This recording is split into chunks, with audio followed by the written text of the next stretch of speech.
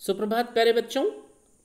पिछली कक्षाओं में हमने संत कबीर के दो पद हम तो एक एक करि जाना और संतो देखत जग बउराना, इन दोनों पदों का हमने अध्ययन किया था।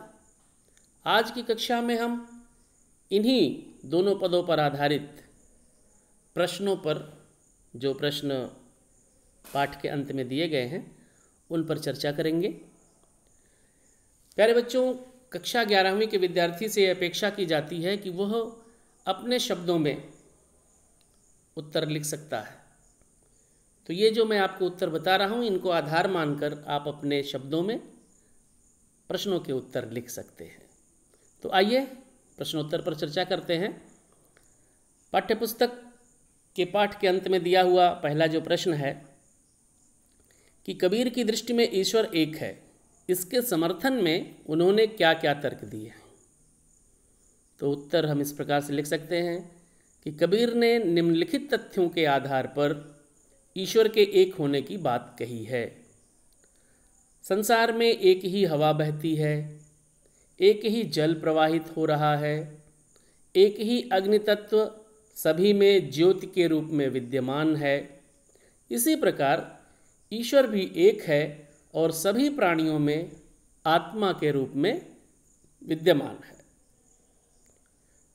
दूसरा प्रश्न, मानव शरीर का निर्माण किन पंच तत्वों से हुआ है। इसके उत्तर में लिख सकते हैं कि क्षिति जल पावक गगन समीरा, पंच तत्व यह रचित शरीरा। तो मानव शरीर का निर्माण क्षिति अर्थात पृथ्वी, जल, पावक अर्थात अग्नि, गगन आकाश और समीरा का अर्थ है वायु। तो इन 5 तत्वों से मिलकर मानव शरीर का निर्माण हुआ है।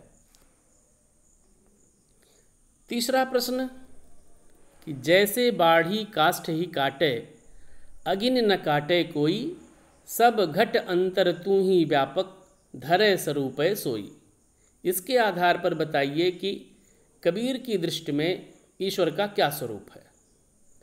तो इस प्रश्न का उत्तर इस प्रकार से लिख सकते हैं कि कबीर ईश्वर के स्वरूप का वर्णन करते हुए कहते हैं कि जैसे लकड़ी में अग्नि का वास होता है, ठीक उसी प्रकार ईश्वर सभी जीवों के शरीर में आत्मा के रूप में व्याप्त रहता है। बढ़ई लकड़ी को तो काट सकता है, परंतु उसमें व्याप्त अग्नि को नहीं काट सकता। उसी तरह से, उसी प्रकार से मनुष्य का शरीर भले ही नश्वर है, परंतु उसमें व्याप्त आत्मस्वरूप परमात्मा अजर और अमर है। ईश्वर सृष्टि के कण कण में व्याप्त है। चौथा प्रश्न कि कबीर ने अपने को दीवाना क्यों कहा है। इसके उत्तर में भी हम लिख सकते हैं, इसके उत्तर में हम लिख सकते हैं कि कबीर ने परमात्मा का आत्म साक्षात्कार कर लिया है, उसके वास्तविक स्वरूप को जान लिया है। वे राग द्वेष से मुक्त हो गए हैं, जबकि संसार बाह्य आडंबरों में उलझकर उसी में ईश्वर को खोज रहा है। कबीर को संसार और संसारी लोगों से कुछ लेना देना नहीं है। कबीर की भक्ति आम विचारधारा से अलग है, इसलिए कबीर ने अपने को दीवाना कहा है। कबीर ने और लिखा एक जगह कि हमन है इश्क मस्ताना, हमन को होशियारी क्या, रहे आज़ाद या जग में, हमन दुनिया से यारी क्या। तो संसार से कुछ लेना देना नहीं है, दीवाने की तरह से मस्त पक्कड़ फकीर की तरह रहना है। अगला प्रश्न देखते हैं, कबीर ने ऐसा क्यों कहा कि संसार बौरा गया है। ये दूसरे पद में संतो देखत जग बौराना, साँच कहे तो मारन धावे, झूठे जगपतियाना। तो इसके उत्तर में हम लिख सकते हैं कि संसार सही बात कहने पर मारने दौड़ता है और झूठी बातों पर विश्वास कर लेता है। कबीर ने ईश्वर प्राप्ति के लिए किए जाने वाले आडंबरों को गलत कहा है। वे राम और रहीम को एक मानते हैं। कबीर की दृष्टि में ईश्वर एक है, वह सहज भक्ति से प्राप्त हो सकता है। कबीर की इन बातों को सुनकर समाज उनकी निंदा करता है और पाखंडियों की झूठी और आडंबरपूर्ण बातों पर विश्वास कर लेता है। इसलिए कबीर ने कहा कि संसार बौरा गया है, संसार पागल हो गया है। छठे प्रश्न में पूछा गया कि कबीर ने नियम और धर्म का पालन करने वाले लोगों की किन कमियों की ओर संकेत किया है। इसके उत्तर को इस प्रकार से लिखा जा सकता है कि कबीर ने नियम और धर्म का पालन करने वालों की सबसे बड़ी कमी ईश्वर के वास्तविक स्वरूप को न पहचानने को माना है, कि लोग ईश्वर के वास्तविक स्वरूप को नहीं पहचान रहे। ऐसे लोग, कैसे लोग? जो ईश्वर के वास्तविक स्वरूप को नहीं पहचानते हैं, ऐसे लोग बाह्य आडंबरों जैसे मूर्ति पूजा, तीर्थ व्रत करने पर घमंड करना, टोपी पहनकर नमाज पढ़ना, छाप तिलक लगाना आदि बाह्य आडंबरों में उलझे रहते हैं और सच्चे धर्म तथा ईश्वर की वास्तविकता से कोसों दूर रहते हैं। सातवां प्रश्न, अज्ञानी गुरुओं की शरण में जाने पर शिष्यों की क्या गति होती है। इसके उत्तर में हम इस प्रकार से लिख सकते हैं कि अज्ञानी गुरुओं की शरण में जाने से शिष्यों का कोई कल्याण नहीं होता, क्योंकि ऐसे गुरु माया, अहंकार, धार्मिक पाखंड और बाह्य आडंबर में विश्वास करते हैं और इसी प्रकार की शिक्षा अपने शिष्यों को भी देते हैं। इस कारण शिष्य सही ज्ञान नहीं प्राप्त कर पाते और अज्ञानांधकार के गर्त में डूब जाते हैं।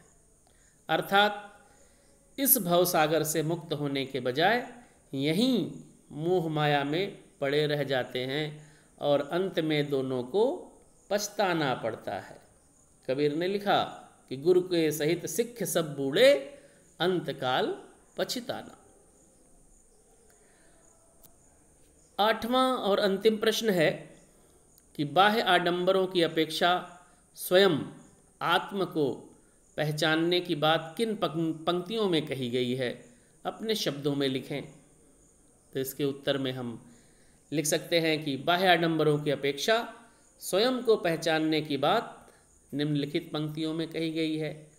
वो पंक्ति आप उद्धृत कर सकते हैं कि पीपर पाथर पूजन लागे, तीरथ गर्व भुलाना, टोपी पहिरे माला पहिरे, छाप तिलक अनुमाना। और उसके आगे की जो पंक्ति है कि साखी शब्द ही गावत भूले, आत्म खबरी न जाना। इन पंक्तियों का भाव है कि हिंदू और मुस्लिम दोनों धर्मों के अनुयायी बाह्य आडंबरों में उलझे रहते हैं। कोई पीपल और पत्थर की पूजा करता है, छाप तिलक लगाता है, तो कोई टोपी पहनकर नमाज पढ़ता है। सभी अपने अपने अहंकार का प्रदर्शन करते हैं। ईश्वर प्राप्ति के वास्तविक साधन, कबीर की दृष्टि में ईश्वर प्राप्ति का वास्तविक साधन है साखी और शब्द का गायन करना। तो ईश्वर प्राप्ति के वास्तविक साधन साखी शब्द का गायन करना लोग भूल गए हैं और आत्मस्वरूप ईश्वर के वास्तविक स्वरूप को नहीं पहचान पा रहे हैं। तो प्यारे बच्चों, आपके पाठ्यपुस्तक में कबीर के जो 2 पद दिए गए हैं, पाठ के अंत में ये 8 प्रश्न थे। इन 8 प्रश्नों पर हमने चर्चा की। आप इनको आधार मानकर अपने शब्दों में अपने उत्तर की रचना कर सकते हैं और अपनी उत्तर पुस्तिका में इन प्रश्नों के उत्तर को लिख लेंगे। तो आज की कक्षा को यहीं विराम देते हैं। बहुत बहुत धन्यवाद। आपका दिन शुभ और मंगलमय हो।